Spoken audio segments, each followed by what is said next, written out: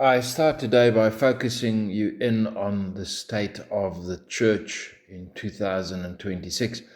I was thinking this week, previously churches were set up in parishes. The parish is like a small administrative district, typically, having its own church and a priest or a pastor. And each parish would in turn look after its own people. And then on a local level, community would develop around the church, and caring and loving would take place from that community. Now, I think we must be honest, that no longer really exists. Our society has shifted from codependence on each other to autonomy. We're all autonomous. And community has been largely lost, both secular and within the church.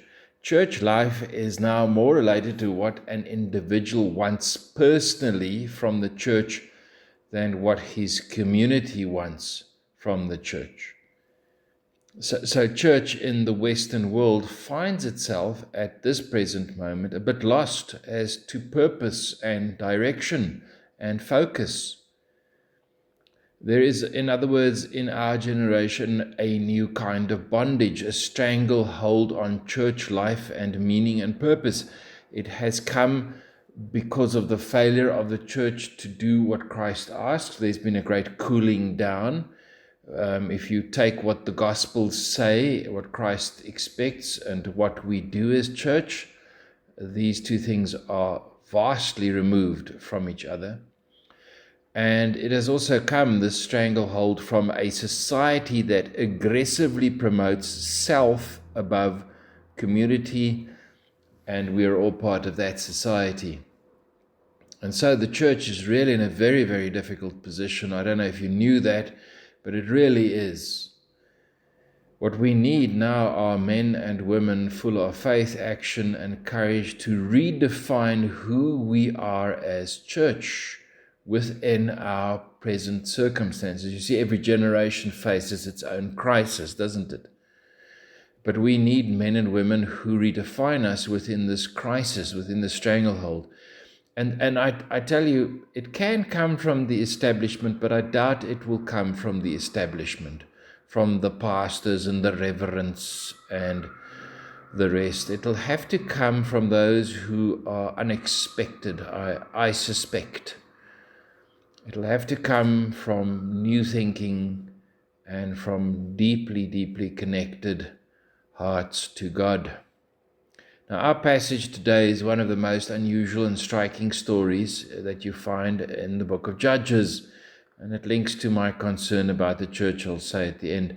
It tells the story of Ehud, the left-handed deliverer who defeats Eglon, king of Moab. Israel, in the account, again falls into sin, falls away, cools, and as a result, God allows Eglon, king of Moab, to oppress them for 18 years. And the people cry out, and the Lord raises up a deliverer, Ehud. Now, at first glance, it might seem as though Ehud is the hero of the story, but when it comes to deliverance, no human being is the hero of the story. And the narrator wants us to understand that God is the real deliverer. Ehud is the instrument. Now, God's choice of Ehud is fascinating because he's described as a left-handed man. He has some impediment in the right hand. The Hebrew phrase literally means restricted in the right hand. In other words, Ehud was not the obvious choice for a national deliverer. And this is the kind of thing that God does.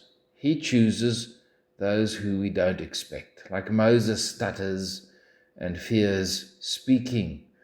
David is the youngest and the least impressive of Jesse's sons. Gideon himself calls himself the weakest in his family. The apostles are fishermen and ordinary men. God often uses the most unlikely people, and in one way he's very anti-human establishment, isn't he? He makes sure, thankfully so, that humans do not get the glory, because I tell you, human beings can't carry the glory. We can't. The only one who can carry the glory is God himself. As one commentator observed, God does not call the qualified, he qualifies the called. The question is never, in other words, for any deliverer, whether he or she is impressive or whether you're impressive for that matter. The question is whether you are available and obedient. Now, the second fascinating aspect of the passage is Ehud's preparation. The text says Ehud made himself a sword with 2 edges about a cubit in length. Ehud deliberately crafts a dagger designed for concealment and effectiveness. He then straps it to his right thigh, an unusual place that guards would not likely check. Every detail reveals careful thought on his part. And then he goes, Ehud, and he brings tribute to Eglon with the delegation from Israel. And after presenting the tribute, he sends the others away. And then he returns alone and says to Eglon, I have a secret message for you, O king. So step by step, Ehud creates the circumstances that allow him to act. And what is striking is that the story slows down during the planning. In other words, if that happens in a text, God wants you to know that it's important. He wants you to see the planning. The narrator wants you to see the careful strategy, which teaches you an important lesson. Faith does not eliminate planning and wisdom. There are too many people who want to run a faith with no planning and no wisdom. It's ungodly, unbiblical. Proverbs chapter 21 verse 31, the horse is made ready for the day of battle, but the victory belongs to God. Human responsibility and divine sovereignty work together. Faith is not opposed to wisdom and planning. Faith is not opposed to your mind. God gave you your mind. You cannot have mindless Christianity and faith and spirituality. That's just what it is, stupid. Faith motivates wisdom and planning. The third fascinating aspect of the passage is Ehud's courage. Preparation alone never changes history. At some point, the moment comes when a person must act. Ehud carefully planned his approach, but eventually stood alone before Eglon. And when Eglon rose from his seat, Ehud drew the dagger and struck. Now, if you read the text, the details of the scene are dramatic, and they're even shocking in modern-day standards, for reasons I don't know, but they are. But the point is, courage is shown and passion. Ehud risked everything in that moment. He could easily have lost his nerve. You see, you can make plans, but plans are not enough. Too many plans these days, too many commissions, too many councils, too many presbytery meetings, going on and on and on. What must happen is one must act. Courage means, in the Christian context, trusting God enough to act despite fear. Now, after escaping the palace, Ehud did something remarkable. He blew the trumpet and gathered the people of Israel. And then he said, follow after me, for the Lord has given your enemies, the Moabites, into your hand. And so notice that when the deliverance happens, when the God thing happens, community is deeply affected and drawn together. You see, God's sovereignty does not eliminate human action. We cannot simply sit around while the church falls apart, and we are sitting around while the church falls apart. Church is becoming smaller and smaller and more irrelevant as time goes on. We need an Ehud, whether he be a woman or a man. Each generation must identify its battle, and ours is looming, but we seem blissfully unaware. We need God to help us.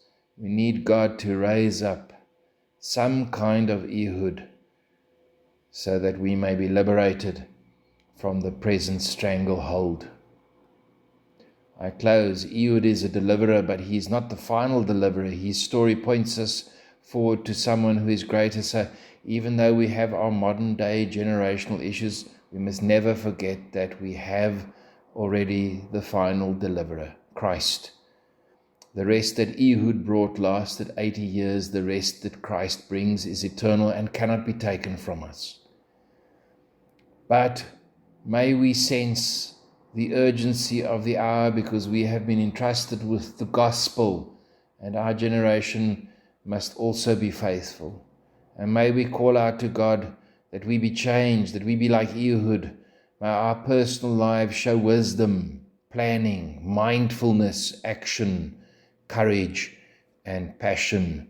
May God bless us so. Amen.